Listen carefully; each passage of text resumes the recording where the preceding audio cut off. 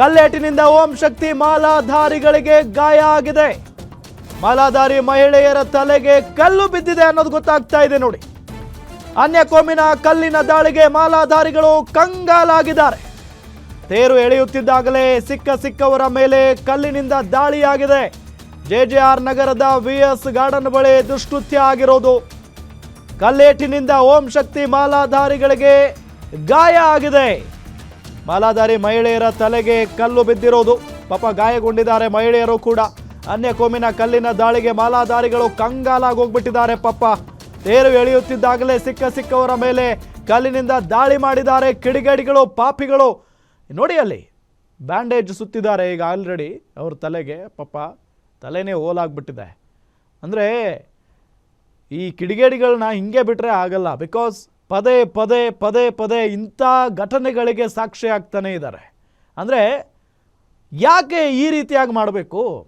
ಅಲ್ಲಿ ಹೆಣ್ಮಕ್ಳಿದ್ದಾರೆ, ಅಂದರೆ ಮಾಲಾಧಾರಿಗಳು, ಅವರು ಕೂಡ ಮಾಲೆಯನ್ನು ಧರಿಸಿದ್ದಾರೆ. ಈ ಸಂದರ್ಭದಲ್ಲಿ ಅವರ ಭಕ್ತಿ, ಅವರ ಒಂದು ಸಂಸ್ಕಾರ, ಅವರ ಒಂದು ಸಂಸ್ಕೃತಿ ಅದೆಲ್ಲ ಪಾಲನೆ ಆಗ್ತಾ ಇರುತ್ತೆ.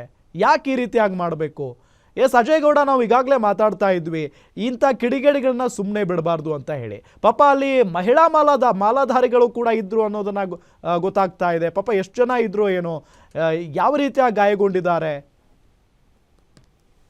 ಖಂಡಿತ. ಅಂದ್ರೆ ರಾಮ್, ಈಗ ಘಟನೆ ಬಗ್ಗೆ ಪೊಲೀಸರು ಕೂಡ ಸ್ಥಳದಲ್ಲಿದ್ದಾರೆ. ಜೊತೆಗೆ ಸ್ಟೇಷನ್ ಮುಂದೆ ಸಾಕಷ್ಟು ಜನರು ಕೂಡ, ಆಲ್ಮೋಸ್ಟ್ 100ಕ್ಕೂ ಹೆಚ್ಚು ಜನರು ಕೂಡ ಸ್ಟೇಷನ್ ಮುಂದೆ ಈಗಾಗಲೇ ಸಾಕಷ್ಟು ಆಕ್ರೋಶವನ್ನು ವ್ಯಕ್ತಪಡಿಸ್ತಾ ಇದ್ದಾರೆ. ಅಂದ್ರೆ ಇಲ್ಲಿ 8 ಗಂಟೆ ಸುಮಾರಿಗೆ ಈ ಒಂದು ಘಟನೆ ನಡೆದಿದೆ ಅಂತ ಹೇಳಿ ಶ್ರೀಶಕ್ತಿ ಮಾಲಾಧಾರಿ ಏನಿದ್ರು ಆ ಒಂದು ಸಂದರ್ಭದಲ್ಲಿ ಕೆಲವೊಂದಷ್ಟು ಇಬ್ರು ಬಾಲಕಿಯರಿಗೂ ಕೂಡ ತಲೆಗೆ ಏಟು ಬಿದ್ದಿದೆ ಅಂತ ಹೇಳಿ ಫೋಟೋಗಳು ಕೂಡ ವೈರಲ್ ಆಗ್ತಾರೆ. ಒಂದ್ ಕಡೆ ತಲೆಯ ಭಾಗಕ್ಕೆ ಸಾಕಷ್ಟು ಏಟು ಬಿದ್ದಿರೋದ್ರಿಂದ ಪ್ರಾಥಮಿಕ ಚಿಕಿತ್ಸೆಯನ್ನು ಕೊಡಿಸಿದ ನಂತರವಾಗಿ ಆಸ್ಪತ್ರೆಯಲ್ಲಿ ಸಾಕಷ್ಟು ಗಾಯಗಳಾಗಿತ್ತು. ನಂತರ ಟ್ರೀಟ್ಮೆಂಟ್ ಅನ್ನು ಕೂಡ ಕೊಡಿಸಲಾಗಿದೆ. ಅಂದ್ರೆ ಈ ಪ್ರತಿ ಬಾರಿಯೂ ಇದೇ ರೀತಿ ಒಂದು ಘಟನೆ ಆಗ್ತಾ ಇತ್ತು ಅಂತ ಹೇಳಿ ಕೆಲವೊಂದಷ್ಟು ಆರೋಪಗಳು ಕೂಡ ಕೇಳಿ ಬರ್ತದೆ. ಅಂದ್ರೆ ಇಲ್ಲಿ ಯಾವಾಗ ಓಂ ಶಕ್ತಿ ಮಾಲೆಯನ್ನು ಹಾಕೊಂಡು ಮೆರವಣಿಗೆ ಹೋಗ್ತಾ ಇದ್ದಾರೆ, ಆ ಒಂದು ಸಂದರ್ಭದಲ್ಲೇ ಟಾರ್ಗೆಟ್ ಅನ್ನ ಮಾಡ್ತಾರೆ. ಇತ್ತೀಚೆಗೆ ಅಯ್ಯಪ್ಪ ಸ್ವಾಮಿ ಬ್ಯಾನರ್ ಹಾಕಿದ್ರು, ಆಗ್ಲೂ ಕೂಡ ಬ್ಯಾನರ್ ಅನ್ನ ಹರಿದು ಹಾಕಿದ್ರು. ಜೊತೆಗೆ ಮಾರಮ್ಮ ಮೆರವಣಿಗೆ ವೇಳೆಯೂ ಕೂಡ ಹೀಗೆ ಮಾಡಿದ್ರು ಅಂತ ಹೇಳಿ ಸಾಲು ಆರೋಪಗಳು ಕೂಡ ಈಗ ಪೊಲೀಸ್ನವ್ರ ಮುಂದೆ ಇದೆ. ಅಂದ್ರೆ ಪ್ರಮುಖವಾಗಿ ಇಲ್ಲಿ ಎಫ್ಐಆರ್ ನ ದಾಖಲಿಸಿಕೊಂಡು ಈಗ ತನಿಖೆಗೆ ಪೊಲೀಸರು ಇಡಬೇಕಾಗುತ್ತೆ. ಯಾಕಂದ್ರೆ ಅಲ್ಲಿ ಸಾಕಷ್ಟು